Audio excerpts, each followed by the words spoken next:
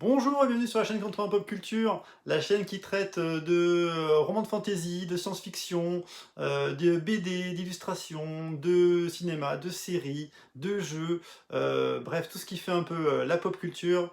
Je suis Raphaël et aujourd'hui je vais vous présenter la nouveauté de J.K. Rowling, Licabog.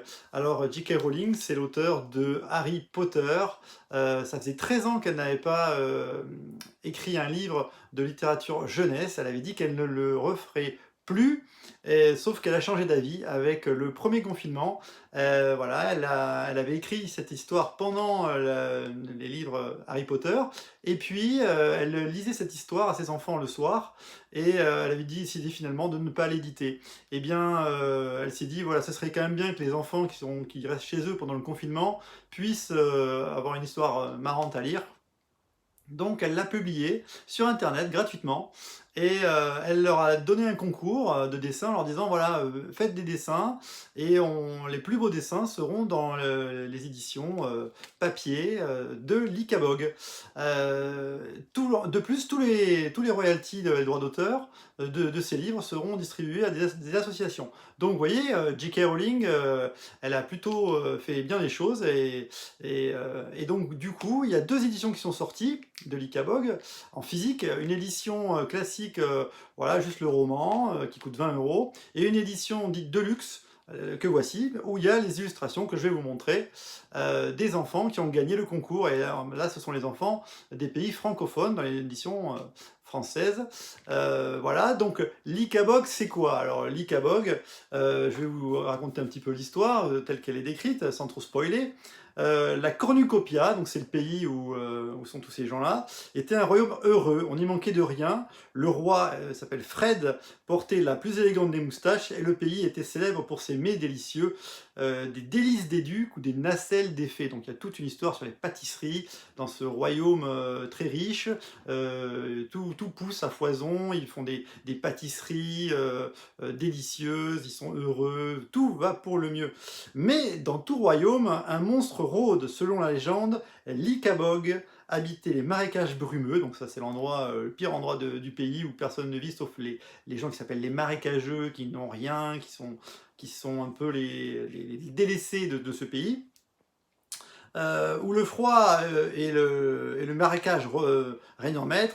On disait de cette créature qu'elle avait de formidables pouvoirs et sortait la nuit pour dévorer les moutons comme les enfants. Des histoires pour les petits et les naïfs. Parfois, les mythes prennent vie de façon étonnante. Alors si vous êtes courageux et vous voulez connaître la vérité, ouvrez ce livre, suivez deux jeunes héros déterminés et perspicaces dans une folle aventure qui changera pour toujours le sort de la cornucopia. Alors voilà, on va suivre à nouveau des enfants puis des adolescents qui vont se lier d'amitié, Berthe et Daisy, qui vont se liguer pour essayer de comprendre le pourquoi du comment, puisque, sans trop révéler le livre bien sûr, le père de Berthe va être amené à essayer de trouver l'Icabog, et dans cette expédition, eh bien, certains ne vont pas revenir, et il va y avoir toute une enquête pour savoir ce qui s'est vraiment passé dans ces marécages brumeux. Qu'est-ce qu'a fait l'Icabog? Existe-t-il vraiment? Voilà, et puis il va y avoir des lords, Lord Flapoun et le Lord Crachinet, qui vont essayer de prendre le pouvoir et de se servir de cette expédition pour faire un peu des fausses nouvelles, des fake news, et essayer de manipuler et d'arriver au pouvoir. Et donc les enfants, contre la tyrannie de ces gens-là, vont essayer de se mener l'enquête et se rebeller. Donc il y a toute une enquête, voilà, le style un peu J.K. Rowling, avec des monstres, des morts, voilà, c'est assez cruel, c'est assez violent pour un conte pour jeunesse, ça c'est un peu le style J.K. Rowling. Alors, évidemment, je vais vous montrer un peu le livre quand même, parce que vous êtes là aussi pour ça.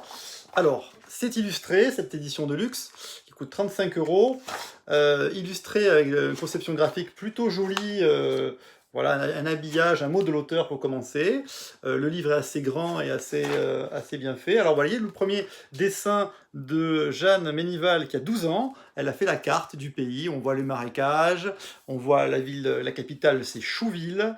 Voilà, c'est très bien dessiné. Alors, évidemment, c'est les gagnants du concours, donc ils ont plutôt Voilà, vous avez un habillage, c'est très aéré, c'est très agréable à lire.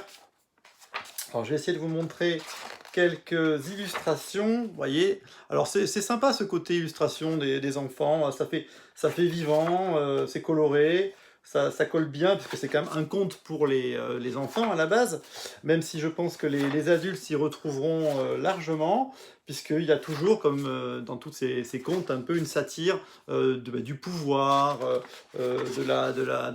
une critique de la pauvreté de la monarchie, il y a plein de choses. Et donc, vous voyez, il y a une quarantaine d'illustrations en tout, voilà, avec le nom à chaque fois des enfants. Là il a 10 ans, c'est une jeune fille, voilà, une Française. Il y a aussi, puisque c'est pays francophone, des illustrations de Belgique ou du Canada, du Québec. Voilà, donc c'est très sympa. Il y a quand même 400 pages. Hein, il y a quand même 400 pages, c'est un beau livre hein, en dur. Il a voilà, tout est très bien présenté. Donc voilà. Après, qu'est-ce que je peux vous dire sur ce livre? Alors, il faut, à mon avis, oublier Harry Potter. Le principal écueil pour les lecteurs, ça va être de comparer ce livre à la saga Harry Potter. Il faut mettre ça de côté parce que ça va vous gâcher la lecture. Ça ne vaut pas Harry Potter, on est d'accord. Harry Potter, c'est tellement fort que voilà, ça n'arrive qu'une fois dans sa vie d'écrire un livre pareil. L'Ikabog, ça reste quand même une très plaisante lecture, puisque voilà, les enfants vont aimer cette chasse aux monstres, les péripéties des héros, ces enfants qui se rebellent contre des gens tyranniques. Les méchants sont très réussis, sont vraiment très méchants. Voilà, il y a quand même des morts, il y a du mystère. La fin du livre est emballante, il se passe plein de choses. Donc c'est une lecture très agréable. Évidemment, c'est une histoire en un tome, il n'y a pas tout l'univers d'Harry Potter, et puis ça ne cherche pas, c'est vraiment un conte, il n'y a pas, il y a pas d'éléments trop magiques, bon, à part cette histoire de créatures, mais voilà, c'est plus des manipulations, des coups bas avec les méchants, et puis les héros qui essaient de s'en sortir. Moi, j'ai trouvé que c'était bien. Alors, ça ressemble un peu à l'écriture, et ça c'est important de le dire, du premier tome d'Harry Potter, qui était une écriture assez enfantine. Après, au fur et à mesure des tomes, elle avait développé une écriture plus mature, plus sombre, c'était normal puisque son lectorat vieillissait. Et ça, là, on retourne un peu à vraiment une écriture pour de romans jeunesse. Ça me fait penser aussi un peu au Hobbit de Tolkien, où l'écriture est assez pour les jeunes, alors que Le Seigneur des Anneaux, c'est beaucoup plus adulte, beaucoup plus développé, beaucoup plus sombre. On retrouve un peu ça dans ce livre. Ce qui est intéressant, c'est qu'on retrouve à nouveau l'imaginaire de J.K. Rowling avec des thèmes qu'on retrouve souvent, comme voilà, le deuil, la relation à la mort, qu'on retrouve beaucoup dans Harry Potter et qu'on retrouve à nouveau ici, avec de façon, un nouveau thème qui s'appelle la néance. Voilà, vous verrez quand vous lirez le livre, mais ça parle bien de la mort. Toujours cette imagination débordante, ce merveilleux pour trouver des noms assez drôles, qu'on retrouvait dans Harry Potter. La précision de tous les détails de l'enquête, de l'énigme, où rien n'est laissé au hasard, tout est bien pensé. Voilà, ce côté qu'il y a toujours eu chez elle aussi, un petit peu comme dans les Agatha Christie, petit côté enquête, même si là c'est assez loin de ça, mais il y a toujours des petits détails, tout est bien pensé, des méchants qui sont très terribles, diaboliques. Donc là, il y en a un qui est gratiné là-dedans. Voilà.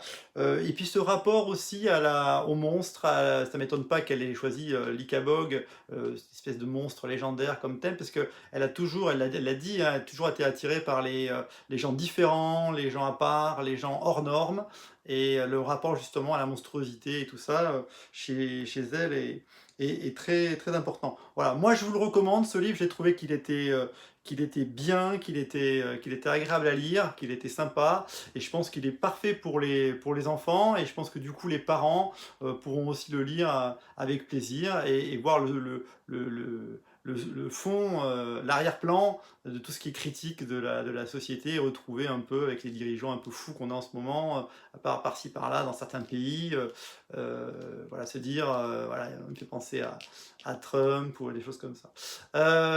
Voilà, l'Icabog chez Gallimard Jeunesse, un beau livre pour ces fêtes de Noël, haut comme deux chevaux, des boules de feu étincelantes à la place des yeux, de longues griffes acérées telles des lames, l'Icabog arrive.